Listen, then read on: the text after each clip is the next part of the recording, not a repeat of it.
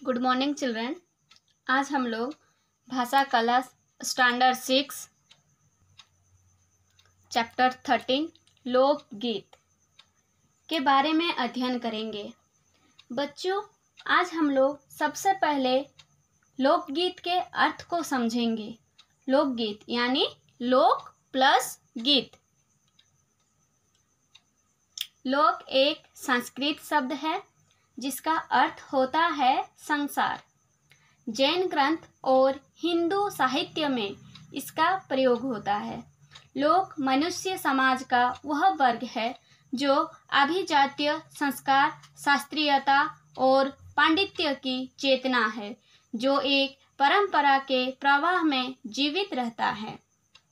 गीत साहित्य की एक लोकप्रिय विधा है।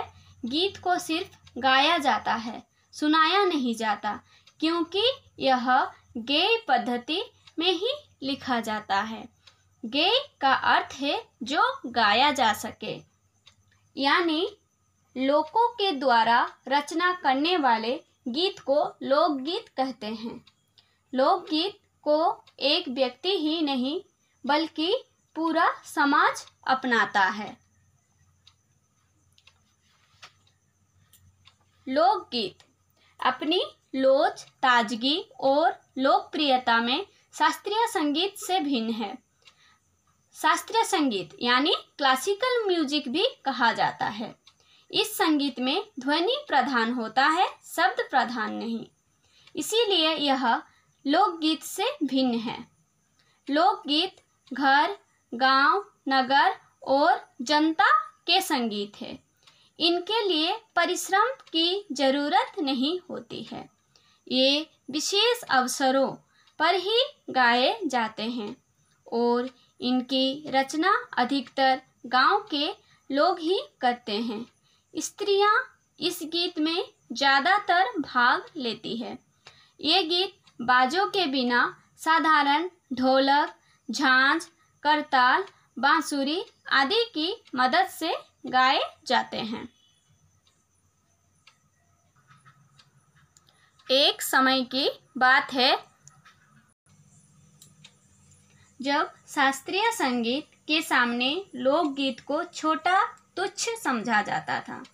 इनकी बड़ी उपेक्षा की जाती थी, पर धीरे धीरे साहित्य और कला के क्षेत्र में परिवर्तन के साथ साथ इसका भी परिवर्तन हुआ। लोकगीत को भी विभिन्न तरह से गाया जाने लगा। ये संगीत बड़े ही प्रभावपूर्ण होते हैं। ये गीत विभिन्न क्षेत्रों में विभिन्न तरह से गाए और नाचे जाते हैं। आदिवासियों बड़े बड़े दलों में दल बांधकर गाते और नाचते हैं। कभी कभी आदमियों और औरतों के दल एक दूसरे के जवाब में भी गाए जाते हैं। अब हम जानेंगे पहाड़ी गीत ये क्या होता है। पहाड़ी गीत पहाड़ी क्षेत्रों में ही गाए जाते हैं। ये गीत अशास्त्रीय गीत है। इनका संबंध शास्त्रीय संगीत से जुड़ा नहीं है। इनके गाने की अपनी अपनी विधियां हैं, इसीलिए अलग नाम ही पहाड़ी पड़ गया है। उसके बाद हम जानेंगे देहाती गीत। देहाती गीत क्या होता है? जो हर एक मौसम के ऊपर से गीत की रचना करते हैं और गाते हैं, उसे देहाती गीत कहते हैं। चेता, कजरी वर्षा ऋतु में गाए जाते हैं।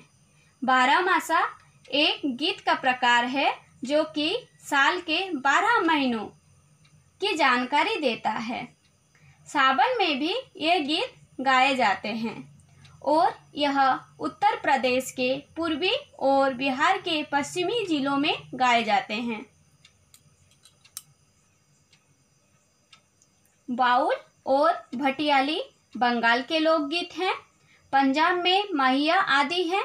हीर रांझा, सोहनी महिवाल संबंधी गीत पंजाबी में, ढोला मारू आदि के गीत राजस्थानी में बड़े चाव से गाए जाते हैं। इन गीतों की रचना कोरी कल्पना न होकर दैनिक जीवन से लेते हैं, जिससे वे सीधे दिल को छूते हैं। लोकगीत की भाषा अपनी गांवों और इलाकों की बोलियों में गाए जाते हैं। इसी कारण ये बड़ी खुशी देने वाला होता है। इनकी समझी जा सकने वाली भाषा ही इनकी सफलता का कारण है। अब हम जानेंगे भोजपुरी लोकगीत के बारे में। भोजपुरी गीत ज़्यादातर बिहार में गाए जाते हैं और बिहार के मिथिला क्षेत्र में बहुत प्रचलित हैं। एक कवि थे जिनका नाम था कवि विद्यापति। उन्हें मैथिली कोकिल के उपाधि से भी सम्मानित किया गया है। कवि विद्यापति जो गाने लिखते थे उन गानों को प्रमुखतः एक नाम दिया जाता था विदेशिया। जब हम लोग का भारत गुलाम था तब हमारे देश के लोग विदेश में गुलाम बनकर नौकरी करने चले जाते थे। तब उनकी माँ, बहनें, पत्नी अपने प्रियजनों के विरह में यानी याद में जो गाना गाती थी जिसे कवि विद्यापति ने लिखा था और वह गाने विदेशिया कहलाते हैं।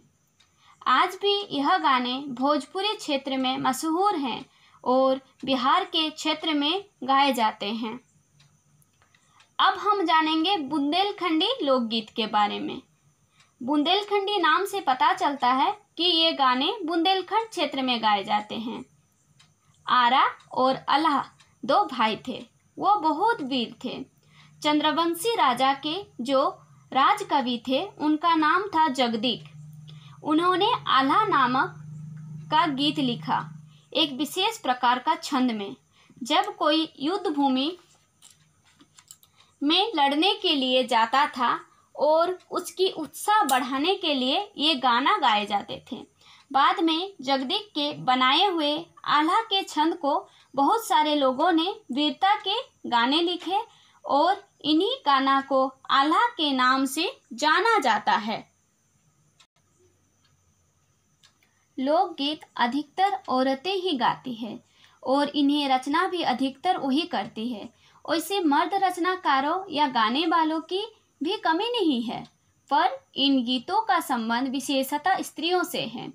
इस दृष्टि से भारत इस दिशा में सभी देशों से भिन्न है, क्योंकि संसार के अन्य देशों में स्त्रियों के अपने गीत मर्दों या जनगीतों से अलग और भिन्न नहीं मिले जुले हैं।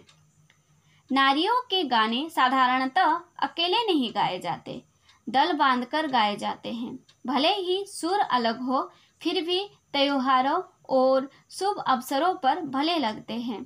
गांव और नगरों में गायिकाएं होती हैं जो कि शुभ अवसरों पर बुलाई जाती है, जैसे विवाह, जन्म आदि।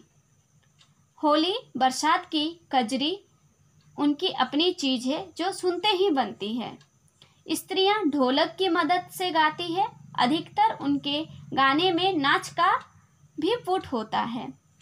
गुजरात का दलीय गायन गरबा, जिसे विशेष विधि से घूम घूम कर औरतें गाती हैं, साथ में लकड़ियां भी बजाती है जो बाजे का काम करती हैं। वास्तव में गरबा एक नाच ही है। अब वह सभी प्रांतों में लोकप्रिय हो चला है।